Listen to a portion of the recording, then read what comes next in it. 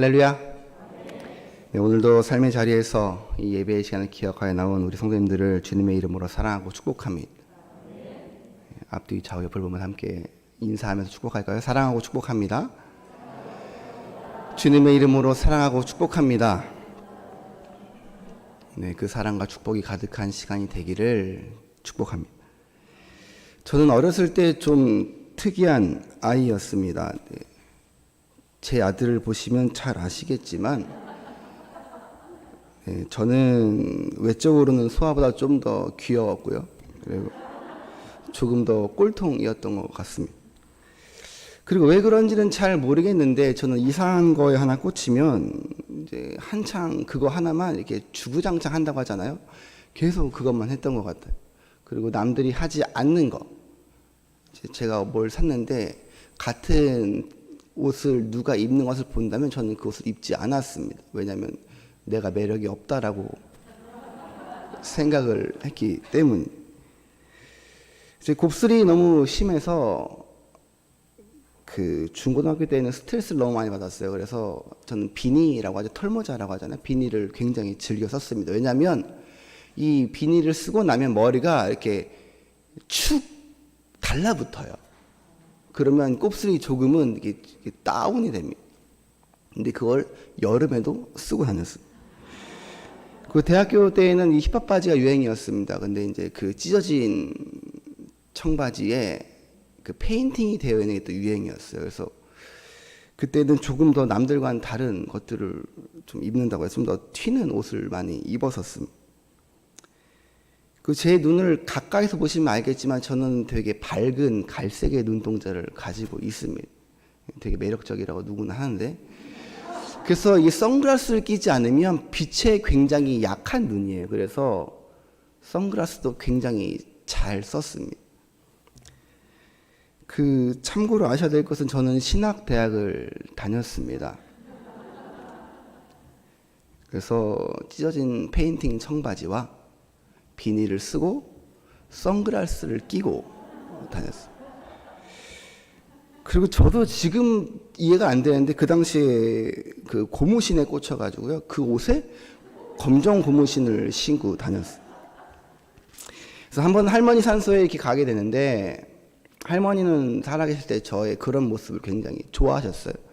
그래서 그런 모습을 그대로 산소를 간 적이 있었거든요. 근데 아버지도 딱히 별말을 안 하시고 그냥 뭐 늘 그러려니 하시기 때문에 이제 그래서 갔는데 나중에 뒤로 들은 얘기로는 큰아버지께서 굉장히 노발대발 하셨다 하더라고요. 다시 한번 그런 식으로 입고 오면 호적에서 파버리겠다고 하셨다고 하는데 저는 아버지 호적에 있거든요. 근데 큰아버지께서 왜 호적에서 파버리시겠다고 하셨는지 기억은 이해는 잘 안 되지만 제가 왜 이렇게 이야기를 길게 하냐면 저희 어머니 때문입니다. 저희 어머니의 말씀 때문에 그래요. 저희 어머니를 보신 분들은 잘 아시겠지만 저희 어머니는 인상이 굉장히 좋으십니다. 근데 그 인상이 좋으신 게요, 집에서도 한결같으세요. 그래서 제가 어떻게 옷을 입던 어떤 머리를 하던 저희 어머니는 저에게 늘 우리 아들 이쁘다라고 하셨어요. 우리 아들 너무 멋있어. 너가 어떤 모습을 하던 하나님은 너의 그 모습이 아니라 마음을 보시기 때문에 엄마는 네가 뭘 해도 너무 멋있어. 큰아버지께 이제 그런 소리를 듣고 오신 다음에 어머니께서 저에게 그런 말씀을 하시더라고요. 엄마는 아들이 입는 거 너무 예쁘고 멋있는데 큰아빠는 잘 이해를 못 하시니까 큰 집 갈 때는 조금 단정하게 입는 건 어떨까? 이렇게 물어보시더라고요. 그래서 큰 집 갈 때는 단정하게 입었습니다. 지금 생각하면 제가 봐도 별로거든요. 가끔 이렇게 사진 모습 이거 좀 괜찮은데 라는 게 있긴 한데 대부분은 구렸습니다. 별로였어요. 그래서 저희 어머니는 왜 저에게 예쁘다라고 하셨을까요? 저의 이 이야기를 너무 임팩트 있게 받아들이지 마시고 그냥 그런 엄마를 경험한 기억이 있구나까지만 알고 이제 본문 함께 보기 원합니다. 오늘 본문 말씀을 들어가기 전에 한번 말씀의 제목을 같이 한번 읽어볼까요? 시작. 성령의 법 안에 있는 나. 다시 한번 읽어보겠습니다. 성령의 법 안에 있는 나. 사랑하는 성도 여러분, 우리는 성령의 법과 사망의 법 중에 어디에 속해서 살아가고 있습니까? 우리가 잘 알다시피 바울은 굉장히 뛰어난 사람이었습니다. 또 가말리엘 문화에서 뛰어난 제자로 예수님을 만나서 이 거듭나기 전에는요, 굉장히 누구보다 율법을 잘 알고 잘 지키는 율법에 충실한 자였어요. 그래서 율법을 지키는 거로는 그 누구에게도 뒤지지 않을 정도로 율법에 충실한 사람이었습니다. 그런데 그런 바울이 오늘 본문 가운데 말하고 있는 것은 무엇이냐면 자기 속에 선한 것이 하나도 없다라는 것입니다. 율법을 잘 지킨다 그러면 굉장히 바른 사람일 것 같잖아요. 그런데 그런 바울이 예수님을 만나고 나니까 자기 속에 선한 것이 하나도 없다라고 하는 거예요. 본문 18절 함께 읽어보겠습니다. 시작. 내 속 곧 내 육신에 선한 것이 거하지 아니하는 줄을 아노니. 아멘. 로마서 5장부터 8장은 이제 믿음으로 하나님의 의를 받아들이는 사람에 대해 이제 말씀을 하고 있는데, 먼저 이 하나님의 의라는 것에 대해서 이제 같은 이해를 가지고 본문으로 들어가기를 원합니다. 창세기 15장 6절을 같이 한번 읽어보겠습니다. 15장 6절입니다. 시작. 아브라함이 여호와를 믿으니 여호와께서 이를 아멘. 이 배경은요, 아브라함이 아브람일 시절에, 즉 이제 아직 자기에게 자녀라고는 이스마엘도 없던 그때에 하나님께서 큰 상을 주시겠다고 아브라함에게 약속을 하세요. 근데 상을 받는다는 거, 복을 받는다는 거, 자신에게 무엇인가 생긴다는 것은 그 당시에게 물려줄 아들이 있어야지만 의미가 있는 것이었어요. 자기 대해서 끝난다면 그것은 아무런 의미가 없던 것이기 때문에 그런 하나님께 이제 아브라함이 이야기하는 거예요. 하나님, 저는 아들도 없는데 어떤 상을 주시려고 그러세요?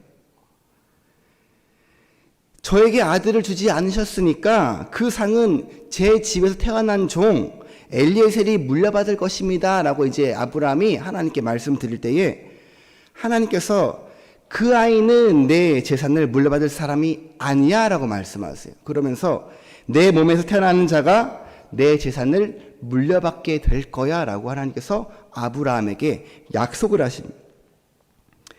그리고 이렇게 말씀하십니다. 쉬운 성경으로 함께 창세기 15장 5절을 같이 한번 읽어보겠습니다. 시작. 하나님께서 아브라함을 밖으로 데리고 나가셔서 말씀하셨습니다. 하늘을 보아라.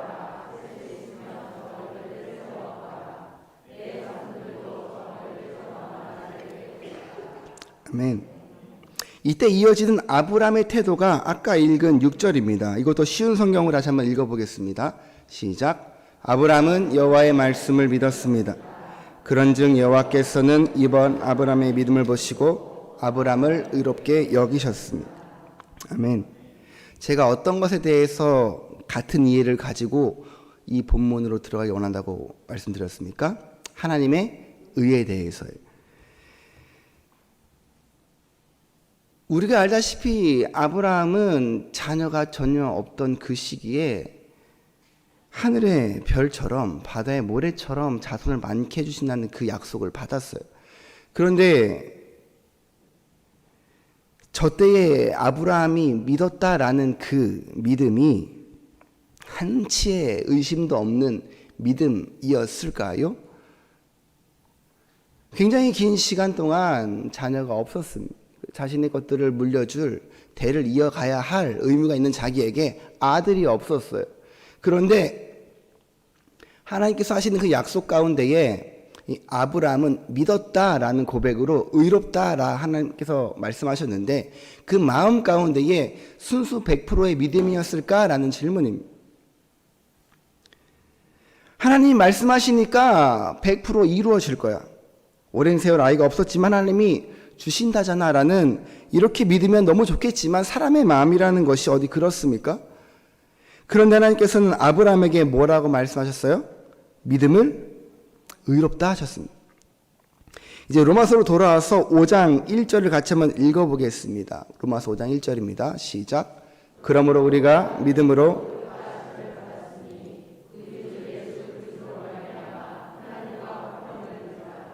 아멘. 이제 조금 믿음의 강도가 불완전해지는 것을 느끼십니까? 아브라함은 하나님과 독대해서 들은 약속이잖아요. 그런데 이 로마서의 수신자들에게 바울이 말하는 저 믿음은 이 아브라함보다는 우리에게 조금 더 가깝게 느껴집니다. 그럼에도 믿음으로 무엇을 받았다라고 말하고 있냐면 의롭다 하심을 받았대요. 그래서 제가 교회에 나오지 않는 아이들과 이렇게 만나면서 이야기를 하다 보면 그런 이야기를 많이 합니다. 굉장히 웃긴 이야기인데 제가 죄가 많아서 라는 이야기를 굉장히 많이 합니다. 제가 의롭지 못해서 죄가 많아서 저는 천국에 못 갈 것 같아요. 그래서 저는 교회에 나갈 자격이 없어요. 이런 이야기를 들으면 굉장히 마음이 아프시죠. 또 혹시 내 자녀가 그런 마음을 품고 있지는 않을까 걱정이 되시진 않습니까? 그런데 이게 과연 단연 그 교회 밖에 있는 아이들 또 교회 밖에 있는 사람들의 이야기입니까? 우리도 죄의 문제를 계속해서 그렇게 바라보고만 있는 것이 아닌지를 이 시간 함께 돌아보면서 올바른 의를 깨닫는 시간이 되기를 주님의 이름으로 축복합니다. 제가 중고등부 예배 시간에 조심하면서 늘 강조하는 부분인데 이 죄를 지어도 된다라는 이야기가 절대 아닙니다. 또 회개할 필요가 없다라는 이야기가 아니에요. 우리는 죄를 짓지 않도록 노력을 해야 되고 애를 써야 하며 늘 회개하고 돌이켜야 합니다. 하지만 중요한 것은 우리가 무엇에 집중해야 하는가에 대한 문제를 저는 지금 말씀드리고 있는 것입니다. 본문 18절부터 19절을 쉬운 성경으로 한번 다시 읽어보겠습니다. 시작. 나는 내 안에, 다시 말해서 나의 죄악된 본성 안에 선한 것이라고는 하나도 존재하지 않는다는 사실을 압니다.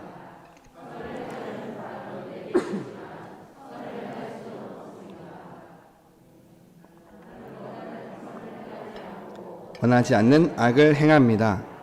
아멘. 이 본문에서 바울은요 계속 자신 안에 있는 죄악된 본성과 죄에 대해서 이야기를 하고 있습니다. 예수를 믿고 회심한 사람이 이제 선을 행하려는 바람은 늘 가지고 살아가지만 선을 행할 수 없다라고 이야기하고 있는 것입니다. 19절에 나는 원하는 선은 행하지 않고 원하지 않는 악을 행합니다라고 이야기하고 있지 않습니까? 바울이 말하는 것은 무엇이냐면 나는 선을 행하며 살려고 하는데 내가 악을 저지를 때가 있다면 그것은 내가 하는 것이 아니라 내 안에 있는 옛사람 악이 한다는 말이에요. 이해를 돕기 위해서 자꾸 다른 번역본으로 보고 있는데 제가 개역개정을 보면 단어나 이 어감이 잘 와닿지 않을 때가 있어서 오늘은 쉬운 성경으로 다시 한번 본문 21절부터 24절 다시 한번 읽어보겠습니다. 시작. 그러므로 나는 이런 법칙을 발견했습니다. 선을 행하려는 마음은 나에게 있지만 사실 나의 속 중심에서는 하나님의 법을 즐거워합니다. 그러나 나의 다른 법이 작용하고 있습니다. 그 법이 내 마음의 법과 싸워 나를 내 몸에서 작용하고 있는 죄의 법에 사로잡히게 합니다. 나는 참으로 비참한 사람입니다. 누가 나를 이 사망의 몸에서 구원해 내겠습니까? 아멘. 사실 그 7장의 초반에 율법에 대해서 바울이 이야기하면서 계속 비유하는 것이 제가 서두에 질문을 드렸던 성령의 법과 이 사망의 법에 대한 것입니다. 율법은 우리에게 죄를 알게 하지만 그 율법은 우리에게 죄를 알게 하여서 죄를 인지하게 함으로 죄를 지으려는 욕망을 일으켜서 우리를 죽음에 이르는 열매를 맺게 하였다라고 하면서 율법을 사망의 법이라고 바울이 이야기하고요. 또 그리스도의 몸으로 말미암아 율법에 대해 죽은 우리는 하나님께 열매를 맺기 위해 다른 분, 곧 죽은 사람들 가운데에 살아나신 예수님의 사람이 되었다라고 이제 강조하고 있는 것입니다. 근데 이게 제가 전에 이 부분에 대해서 그 신대원에서 강의를 하면서 토론이 벌어졌던 적이 있어요. 제가 조심하면서 말씀드린다는 그러면 우리는 죄를 짓지 않아도 된다는 문제입니까? 라는 질문에 대해서 벌어진 토론이었어요. 저는 그 질문이 굉장히 어리석다라고 생각을 했었는데 의외로 그런 마음을 가지신 분들이 많이 있더라고요. 저는 이 부분이 우리가 자꾸 죄를 바라보면 하나님의 그 죄를 품으신 용서하신 그 사랑에서 멀어지고 죄에 대한 집중이 커지는구나. 그래서 내가 죄만을 바라보게 되어서 하나님의 사랑으로부터 멀어질 수가 있구나라고 저는 이해를 했는데, 어떤 한 전사님이 계속 집중해서 그 죄를 바라보는 거예요.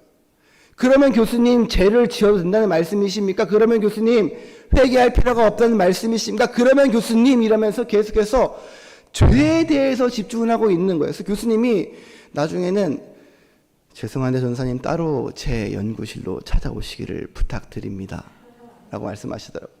도저히 그 문제에 대해서 그 자리에서 끝내실 수 없었다는 거예요.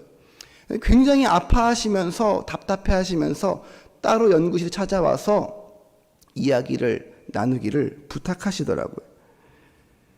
어떻습니까? 이 문제가 정말 그 질문처럼 우리에게, 우리는 하나님이 죄를 품으셨으니 용서하여 주셨으니 나를 의롭다고 하셨으니 우리는 그 죄에 대해서 전혀 신경 쓸 필요가 없다는 말씀입니까?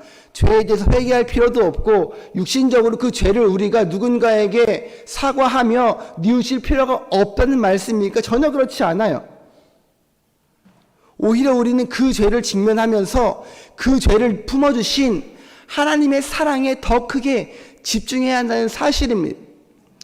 아이러니하게 우리가 그 죄를 바라보지 않고 그 죄를 품으신 하나님의 사랑을, 그 죄를 직면하는 순간 바라보게 된다면 우리는 그 죄로부터 쉽게 멀어지게 된다는 사실이에요.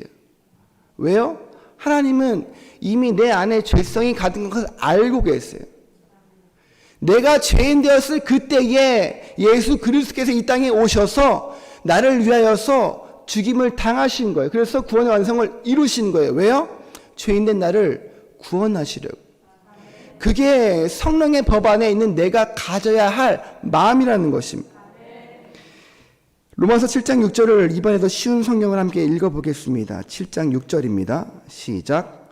그러나 이제 우리는 우리를 가둔 율법에 대해 죽고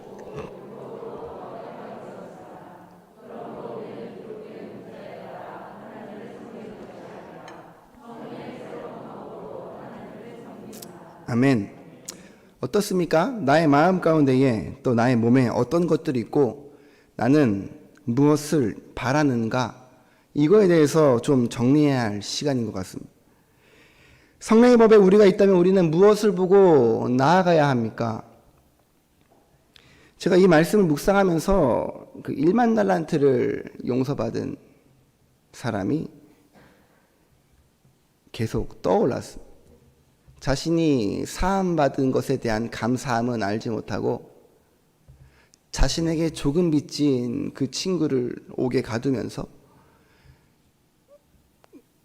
다시 자신의 것을 책임지게 되었을 때 그 모습이 계속 떠오르더라고. 우리에게 감사가 있었다면, 우리에게 성령의 법 안에 있는 사람의 모습이 계속해서 있다면 우리는 그 사랑만을 바라보면서 살아가면 돼요. 그런데 우리는 삶을 살아가다 보면 그게 쉽습니까?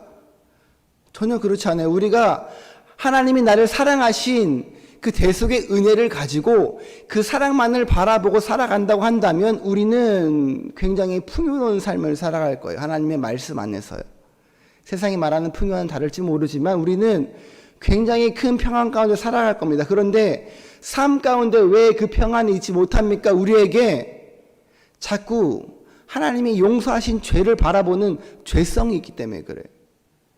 누군가가 나에게 미운 말을 한다면 나도 그것을 되갚아주고 싶은 미움이 마음 가운데 가득하기 때문에 그렇습니다. 제가 오늘 굉장히 마음이 급하게 교회를 오게 되었습니다.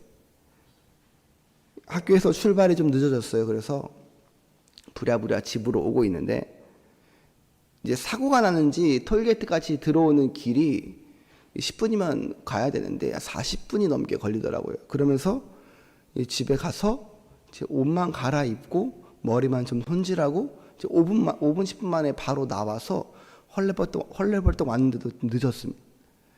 근데 그 오는 길 가운데 자꾸 이 많은 차들이 저를 시험하는 거예요. 자꾸자꾸 제 앞으로 끼어들고요. 꼬리를 물고 신호 위반을 하면서 깜빡이도 틀지 않고 자꾸자꾸 제 앞으로 들어오는. 저는 이 설교를 해야 되는데 자꾸자꾸 저의 마음 가운데에서 갚아주고 싶은 거예요. 그래서 굉장히 많은 기도를 하면서 왔습니다. 하나님, 저는 이 설교를 해야 됩니다. 하나님, 저는 이 마음을 눌러야 됩니다. 하나님의 사랑을 바라보아야 하는데 자꾸 제 입에서는 미운 말이 나오고 제 마음 가운데에는 악이 가득합니다. 조금 전에 예배드리기 전에, 올라오기 전에 찬양 가운데 찬양을 하면서도, 찬양을 부르기 전에도 올라와서 이제 이 땡 치기 전에 기도를 하면서 계속 그 기도만 했었던 것 같아요. 하나님, 저는 이 말씀을 전해야 합니다. 제가 여러분과 다릅니까? 똑같은 사람이에요. 말씀을 전하는 저는 전혀 다른 존재가 아니라 같은 죄성을 가진 사람입니다. 그래서 저도 이 말씀을 전하기가 굉장히 오늘 많이 불편해요. 왜냐하면 저의 마음 가운데에는 그런 마음이 계속해서 싹트고 있었기 때문에 그렇습니다. 그래서 성령의 법 안에 내가 있다고 한다면 나는 그 내 미운 마음을 집중해서 바라보아서 내가 그 마음을 키워나가는 것이 아니라 이미 나를 사랑하시고 나의 이 죄에 대해서 전혀 기대감이 없으시는 하나님을 내가 바라보아야 한다는 것이. 하나님은 제가 죄를 저지르는 것에 대해서 죄송하지만 전혀 기대감이 없으십니다. 제가 죄를 반복해서 저지르는 것에 대해서 하나님은 제가 완전해지리라는 기대감이 전혀 없으세요. 그렇기 때문에 예수님이 이 땅 가운데 오셔서 이 율법의 완성을 이루신 거예요. 율법으로는 전혀 천국에 갈 자가 없으니까 예수님이 율법의 완성을 이루시고 그 법 안에서 살아가도록 하신 거예요. 그러면 우리는 이 죄악된 나의 마음을 집중할 것이 아니라 그 마음을 품으시고 나를 구원하신 예수님을 바라보아야 한다는 사실입니다. 쉬운 성경으로 본문 25절 다시 한번 읽어보겠습니다. 25절입니다. 시작. 우리 주 하나님께 감사합니다.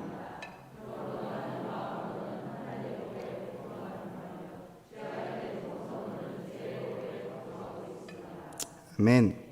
바울이 전하고자 하는 메시지는 무엇일까요? 바울은 지금 굉장히 거대한 단절을 이야기하고 있는 거예요. 우리의 어떤 단절이냐면 행동이나 느낌의 단절이 아니에요. 우리가 예수 그리스도를 믿었으니까 어떤 행동을 하지 말아야 돼. 우리는 어떤 느낌을 가지고 살아가야 돼 라는 단절을 이야기하는 게 아니라 정체성의 단절을 이야기하고 있는 거예요. 우리는 더 이상 사망의 법에 매인 사람이 아니라 성령의 법 안에 있는 사람입니다 라는 단절을 이야기하는 거예요. 그럼 우리는 어떻게 살아가야 합니까? 우리는 더 이상 이제 아담에 속한 사람이 아니라 그리스도 예수 안에 속한 사람으로 우리의 정체성을 인식해야 한다는 사실입니다. 계속해서 우리의 마음속에 있는 그 죄악된 본성이 싹 틀 거예요. 그렇지만 우리는 그때마다 그 죄악된 본성 안에 묶여 있으려는 것이 아니라 그 본성을 자유케 하신 예수 그리스도께 속한 자로서 살아가야 한다는 사실입니다. 이제 예수 그리스도 안에 속한 자라는 사실을 기억하여 그 속한 자로 살아가는 저와 여러분 되시기를 주님의 이름으로 축복합니다. 저는 굉장히 좀 질문이 말씀 가운데 많은 타입인데 마지막으로 한 가지 질문을 드리고 말씀을 마칠까 합니다. 계속 드렸던 질문이에요. 그렇지만 이 질문이 우리 안에 정립되지 않으면 우리의 신앙은 큰 혼돈이 올 수 있기 때문에 그렇습니다. 성령의 법 안에 거하는 우리의 마음 가운데에 믿음이 있을 수 있습니까? 있습니다. 있어요. 그러면 우리 마음 가운데 시기는 있을 수 있습니까? 네, 물론 있을 수 있습니다. 다툼은요? 있을 수 있습니다. 이것을 우리가 인정해야 돼요. 나는 성령의 법 안에 있는 사람인데 그러니까 내 마음 안에는 절대 미움이 있을 수 없어. 내 마음 안에는 누군가를 시기하는 마음이 있을 수 없어. 내 안에 다툼은 절대 있어서는 안 되라고 생각한다면 우리는 매 순간순간 초마다 좌절하고 살아갈 거예요. 왜요? 나는 거룩해야 되는데 내가 거룩하지 못하니까. 우리는 거룩한 사람들이 아니에요. 거룩하신 하나님을 닮아가는 사람들이지 우리는 본성적으로 거룩하지 못한 죄인이라는 것을 인정해야 한다는 사실입니다. 다시 한번 부탁드립니다. 이것은 절대 죄를 수용하라는 말이 아니에요. 죄를 받아들이고 죄 안에서 자유롭게 살아가라는 말씀이 아닙니다. 믿음은 내 요동치는 감정을 바라보는 게 아니라 하나님을 바라보는 것이라는 말씀입니다. 죄에 집중하지 말고 이미 죄인 되었던 나를 사랑하사 나를 품으신 하나님의 그 사랑에 집중하는 저와 여러분이 되기를 축복합니다. 죄에 집중하게 되면 나의 죄성이 커지게 됩니다. 하지만 내가 하나님의 사랑에 집중하면 하나님의 사랑이 커지게 됩니다. 죄를 깨달아 알게 하는 그 율법과 죄에서 자유케 하신 성령의 법을 깨달아 알 수 있는 지혜를 주시기를 이 시간 함께 기도하기 원합니다. 또 그래서 하나님이 우리에게 주시는 그 삶에서 자유함과 기쁨으로 살아가는 우리 성도님의 삶이 되기를 주님의 이름으로 간절히 축복합니다.